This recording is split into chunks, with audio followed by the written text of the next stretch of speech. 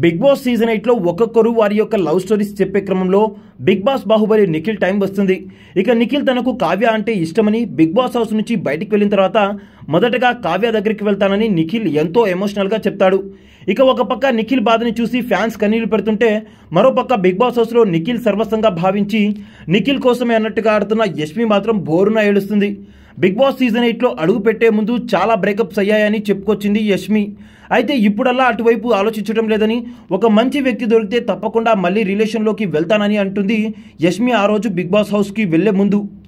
అలా big boss హౌస్లో నిఖిల్తో బాగా బాండింగ్ ఏర్పడటంతో నిఖిల్ని వన్ సైడ్ లవ్ చేస్తుంది. మరోపక్క ఇన్ని రోజులు నిఖిల్ కూడా తనంటే ఇష్టమే అన్నట్టుగా ప్రవర్తించాడు, కాకపోతే బయటపడలేదు.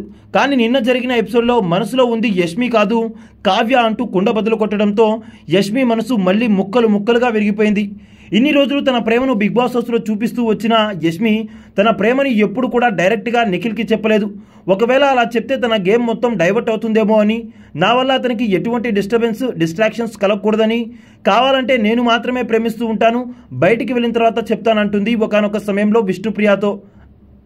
ఇక యష్మి ఇంత అన్కండిషనల్గా అయితే నిఖిల్ని లవ్ చేస్తుంది, కానీ నిఖిల్ మాత్రం అంతే అన్కండిషనల్గా కావ్యాన్ని లవ్ చేస్తున్నాడని నిన్న తెలియచేయడం జరిగింది బిగ్ బాస్ హౌస్లో.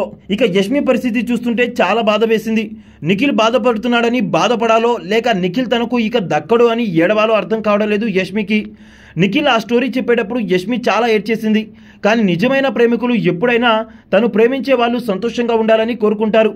వారు ఎంత బాధను అనుభవించినా వారి సంతోషమే కోరుకుంటారు. ఇక ఇలానే యష్మి కూడా నిఖిల్ని త్యాగం చేస్తుందా, లేక మళ్ళీ నిఖిల్ యష్మి కోసం తిరిగి వస్తాడా, లేదా కావ్య నిఖిల్ కలిసిపోతారా? యష్మి నిఖిల్ కోసం తిరిగి వస్తే అది యష్మికి హ్యాపీ ఎండింగ్ అవుతుంది. ఒకవేళ నిఖిల్ కావ్యతో కలిస్తే అది నిఖిల్కి హ్యాపీ ఎండింగ్ అండ్ యష్మికి సాడ్ ఎండింగ్ అవుతుంది. ఏదేమైనా యష్మిది మాత్రం చాలా ట్రూ లవ్. ఇలా మీలో ఎంతమంది కనిపించిందో కింద కామెంట్ అయితే చేసేయండి.